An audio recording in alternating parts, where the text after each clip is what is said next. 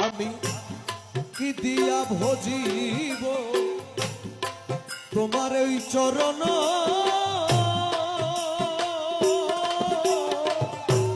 সাধন শক্তি আমার নাই ভক্তি জ্ঞান আমি কি দিয়া ভজিব তোমার ওই চরণ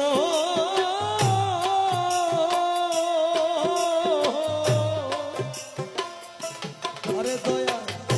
সাধন শক্তি আমার নাই ভক্তি জ্ঞান